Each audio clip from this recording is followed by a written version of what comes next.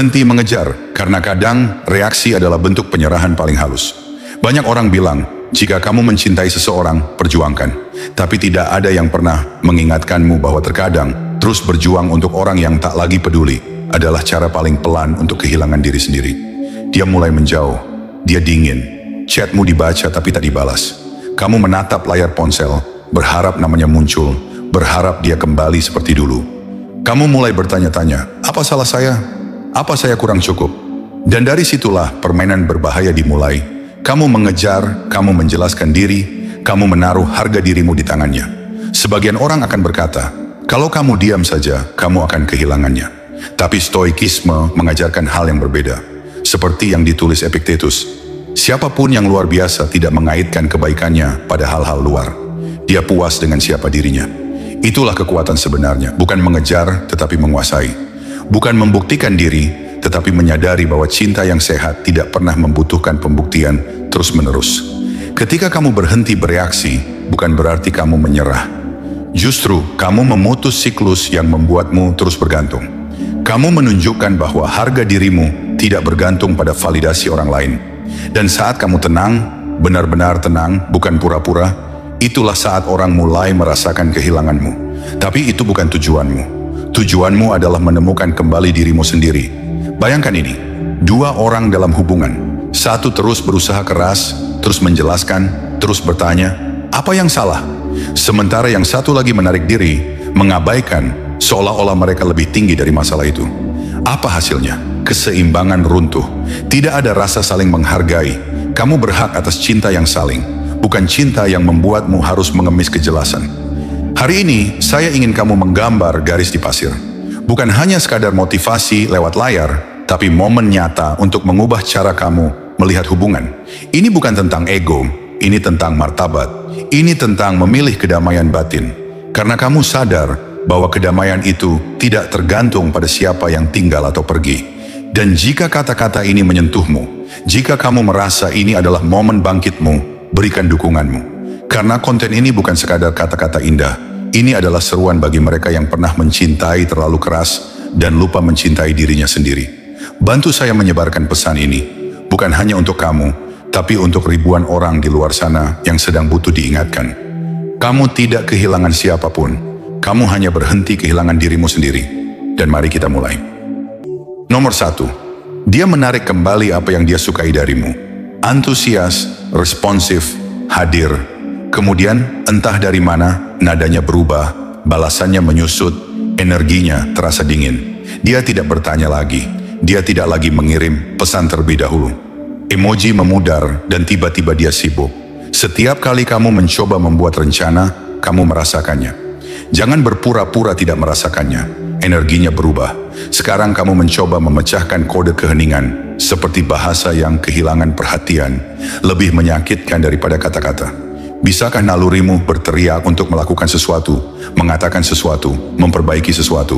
Tetapi naluri itu adalah pemrograman yang tepat yang menghancurkanmu. Karena apa yang kamu lakukan selanjutnya memutuskan segalanya.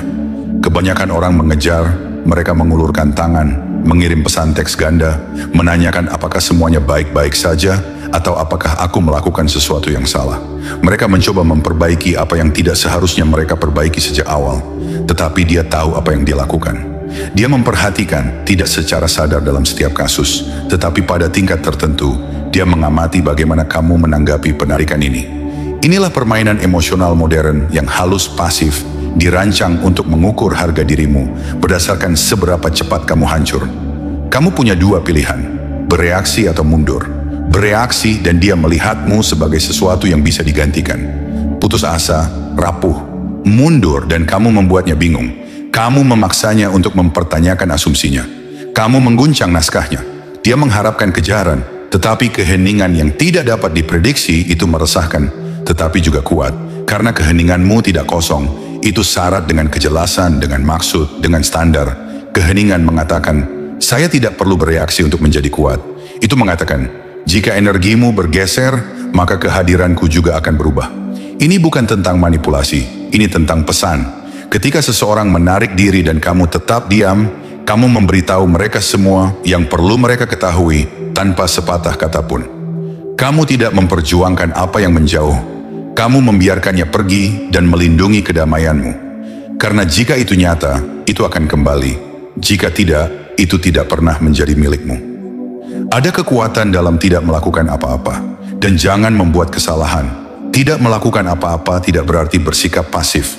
Itu berarti memilih diri sendiri ketika orang lain memilih kebingungan. Itu berarti menguasai keterampilan yang paling diremehkan dalam kecerdasan emosional, tidak bereaksi.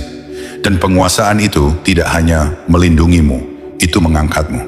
Itu mengubah cara orang melihatmu. Ketika kamu tidak menjangkau mereka, mereka menyadari bahwa mereka tidak pernah mengendalikan kamu. Ketika kamu tidak merespons, mereka menyadari bahwa validasimu tidak untuk dijual. Kamu tidak menghukum mereka, kamu memposisikan dirimu sesuai dengan nilai kamu.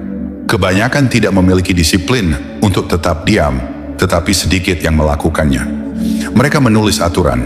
Keheninganmu bukanlah ketidakpedulian, itu refleksi. Dan refleksi itu bersinar lebih terang daripada kebisingan. Ketika dia menarik diri, jangan mengejar, lepaskan. Jangan mempertanyakan harga dirimu. Amati miliknya. Jangan terburu-buru, fokus. Ketika dia menarik diri, bersandarlah pada jalanmu, visi dan misi kamu.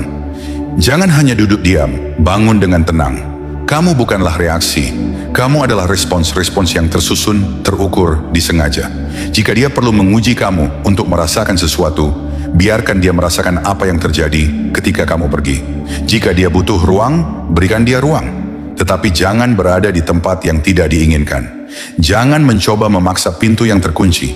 Jangan mengecilkan dirimu untuk membuat orang lain merasa besar. Dia menarik diri karena ada sesuatu yang berubah. Mungkin dia bertemu seseorang, mungkin dia bosan, mungkin dia hanya ingin melihat apakah kamu menari untuk validasinya. Apapun alasannya, responsmu harus sama. Kekuatan dalam kehadiran, kekuatan dalam keheningan. Tidak mengatakan apa-apa, tidak melakukan apa-apa. Biarkan dia duduk dalam kenyataan yang dia ciptakan. Dia menginginkan jarak. Sekarang dia harus merasakannya. Dia ingin ruang, biarkan dia bernapas dalam keheningan karena dia tidak berharap kamu akan diam. Dia mengharapkan drama, dia mengharapkan usaha, dia mengharapkan pengemis, tetapi sebaliknya dia mendapatkan kedamaian. Dan kedamaian itu menakutkan ketika kamu terbiasa dengan kekacauan. Kedamaian itu membuatnya memikirkan segalanya. Begitulah cara kamu menjadi tak terlupakan. Bukan dengan berjuang untuk tetap berada dalam hidupnya, tetapi dengan menghilang dan membiarkan ketidakhadiranmu berbicara. Jika dia kembali, dia kembali. Jika tidak, keheningan itu melindungimu. Dalam hal ini kamu menang. Jadi ketika dia menarik diri, jangan menulis paragraf, tulis bab dalam ceritamu sendiri. Bab fokus, disiplin, waktu gym, membaca, uang, bergerak, mental, kejelasan. Saat dia berdebat apakah dia masih menyukaimu, jadilah seseorang yang bahkan lebih baik dari versi yang pernah dia sukai. Dan ketika kamu melakukan itu, pendapatnya tidak akan penting lagi. Kamu bahkan tidak ingin dia kembali karena sekarang kamu telah merasakan kedamaian. Dan begitu kamu merasakan kedamaian, kamu tidak akan pernah puas dengan perang lagi. Nomor 2, apa yang dia lihat ketika kamu diam? Ketika kamu diam, perubahan itu seismik, bukan untukmu, tetapi untuknya. Karena orang mengharapkan kebisingan, mereka mengharapkan umpan balik, reaksi, beberapa tanda bahwa mereka masih penting dalam pikiranmu. Jadi ketika dia mengatakan sesuatu yang dingin dan kamu tidak tersentak, itu akan membuatnya menjauh. Saat dia menjauh dan kamu tidak mengejarnya, itu akan membuatnya gelisah, karena sekarang polanya telah rusak. Dan pola yang rusak adalah awal dari perspektif baru. Dia akan lebih sering memeriksa ponselnya, menyegarkan umpannya, memindai tanda-tanda, apakah dia menonton ceritaku, apakah dia menyukai postinganku, apakah dia sedang online. Dia tidak mengirimmu pesan, tetapi dia menonton. Jangan salah paham, saat kamu diam, ketidakhadiranmu mulai membuat lebih banyak suara daripada kehadiranmu. Keheningan tidaklah kosong, itu penuh makna, kekuatan, dan tujuan. Keheninganmu membuatnya menyadari bahwa kamu tidak sedang menunggu, kamu tidak sedang duduk di dekat telepon, kamu tidak putus asa untuk penutupan. Dan wahyu itu menghancurkan ritmenya. Kebanyakan orang hidup dari reaksi emosional orang lain. Mereka memakannya. Ketika dia melihat bahwa kemundurannya tidak membuatmu tidak stabil, dia mulai mempertanyakan kekuatannya sendiri. Disinilah perubahan terjadi. Dia menyadari kamu tidak bergantung, bahwa kamu tidak membutuhkan kebingungannya dalam kejelasanmu, bahwa kamu tidak mencoba memperbaiki sinyal yang rusak. Karena sekarang, alih-alih mengejar persetujuannya, kamu sibuk menjadi lebih baik, sibuk membangun, sibuk menyembuhkan. Dan itu menakutkan bagi seseorang yang mengira kamu akan selalu ada di dekatnya. Kesunyianmu membuatnya membayangkan skenario, memaksanya untuk menghadapi pertanyaan-pertanyaan yang dia coba hindari dengan menarik diri. Dan pertanyaan-pertanyaan itu menjadi lebih keras daripada teks apapun yang bisa kamu kirim. Kamu tidak perlu mengatakan sepatah kata pun, karena kesunyianmu sekarang berbicara banyak. Dia mulai bertanya-tanya, apakah aku salah menilai dia? Apakah dia lebih solid dari yang aku kira? Mengapa dia baik-baik saja tanpaku? Kebingungan itu bukan hukuman, itu refleksi. Dia melihat dirinya sendiri dalam kesunyianmu, dan di cermin itu, dia tidak melihat pria yang dulu dia kelola secara emosional. Dia melihat seseorang yang tidak menyerah, seseorang yang tidak membutuhkannya, seseorang yang mungkin benar-benar lebih baik tanpanya. Dan itu membuatnya takut karena ketika seorang pria berhenti bereaksi, dia menjadi misteri. Dan misteri adalah kekuatan. Dia tidak tahu di mana kepalamu berada. Dia tidak dapat memprediksi langkahmu selanjutnya. Dia tidak dapat mengukur emosimu. Ketidakpastian itu bersifat magnetis karena sekarang dia harus mengejar kejelasan. Dia harus mengajukan pertanyaan. Dia harus melakukan apa yang biasa kamu lakukan. Kesunyian bukanlah taktik, itu adalah bukti. Bukti bahwa kamu tidak kecanduan padanya. Energi yang tidak perlu kamu bantah untuk merasa terhubung. Bahwa nilai dirimu tidak ditentukan oleh perhatiannya. Dan sekarang, untuk pertama kalinya, dia melihat versi dirimu yang tidak menjelaskan, tidak mengemis, tidak membungkuk. Dia melihat seorang pria yang berjalan, dan penglihatan itu tetap ada di kepalanya lama setelah keheningan dimulai. Dia memutar percakapan terakhirmu berulang kali, membaca ulang teksmu, bertanya-tanya apa yang terlewatkan olehnya. Tapi kamu tidak merespons, kamu berevolusi, dan setiap momen keheninganmu membangun celah. Itu ruang, itu jarak, itu sampai akhirnya dia mulai mengisinya dengan penyesalan. Bukan karena kamu memaksanya, tetapi karena kamu menolak untuk memperbaiki apa yang dia rusak. Itulah yang dilakukan keheningan, itu menciptakan kejelasan, dan kejelasan itu mengungkapkan segalanya. Siapa yang benar-benar berinvestasi, siapa yang bermain-main, siapa yang mengira kamu akan selalu ada. Jadi pergilah diam, biarkan dia berbicara dengan gaungnya sendiri. Biarkan dia mengejar pikirannya sendiri. Biarkan dia duduk dengan versi dirinya sendiri yang mengira cintamu tak terbatas dan kesabaranmu permanen. Karena itu bukan kamu. Diam bukan untuk menyakiti, tetapi untuk menyembuhkan. Bukan untuk membingungkan, tetapi untuk memperjelas. Dan sekarang kebisingan itu hilang. Yang tersisa hanyalah kebenaran. Dan kebenaran itu keras, sangat memekakkan telinga. Bahkan dia tidak bisa mengabaikannya. Nomor 3, reaksi adalah kelemahan. Diam itu kekuatan, tapi benarkah selalu begitu? Di dalam hubungan, kita seringkali diberi dua pilihan ketika terjadi konflik. Bereaksi atau diam. Yang satu terlihat aktif, menunjukkan bahwa kita peduli. Yang satu lagi tampak pasif, seperti kita tak peduli. Tapi benarkah sesederhana itu? Tidak. Diam bukan berarti menyerah dan bereaksi bukan selalu tanda kekuatan. Namun di tengah dinamika hubungan yang penuh emosi, kedua hal ini bisa menjadi pedang bermata dua. Pernahkah kamu berada dalam posisi di mana pasanganmu mulai menjauh? Tiba-tiba, pesan yang dulu dibalas dengan cepat kini hanya dibaca saja.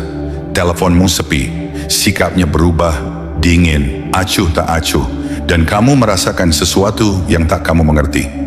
Reaksi pertamamu mungkin ingin mengejar, mengklarifikasi, bahkan memohon agar semuanya seperti dulu. Kamu ingin menunjukkan cinta, membuktikan kesetiaan, menjaga hubungan tetap hidup. Tapi berhenti sejenak dan tanyakan, apakah semua ini berasal dari kekuatan atau dari ketakutan kehilangan? Setiap reaksi tanpa kesadaran adalah bentuk pelepasan kendali.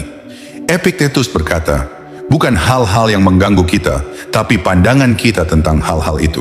Saat kamu bereaksi secara impulsif terhadap perubahan sikap pasanganmu, kamu menyerahkan kendali emosionalmu pada dia.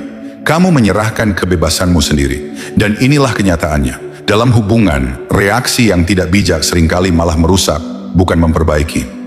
Ketika kamu terus merespons sikap dingin dengan kehangatan, kamu tidak sedang memperbaiki keadaan. Kamu hanya menunjukkan bahwa eksistensimu bergantung pada validasi dari luar. Dan itu berbahaya, karena ketika harga dirimu tergantung pada bagaimana seseorang memperlakukanmu hari ini, maka kamu telah menyerahkan nasib emosionalmu ke tangan yang tak pasti. Sebaliknya, saat kamu memilih diam yang sadar, bukan pasrah, kamu mengambil kembali kendali itu. Diammu berkata, aku cukup berharga untuk tidak bermain dalam permainan ini. Bukan berarti kamu harus membungkam suara hatimu. Bukan berarti kamu menekan emosi, justru sebaliknya. Diam memberi ruang bagi refleksi. Ia menciptakan jeda yang sangat dibutuhkan agar kamu bisa bertanya, apakah ini pantas untuk energiku? Apakah aku bereaksi karena cinta atau karena takut kehilangan? Marcus Aurelius pernah menulis, kekuatan sejati adalah tetap tenang saat dunia mencoba menarikmu keluar dari pusatmu. Dalam hubungan, kekuatan ini bukan tentang menang berdebat atau membuat pasangan menyesal, tapi tentang menjaga pusat kedamaianmu tetap utuh. Namun, mari kita bahas sisi lainnya. Tidak semua keheningan adalah emas. Ada kalanya, diam dipakai sebagai senjata pasif-agresif, sebagai bentuk manipulasi.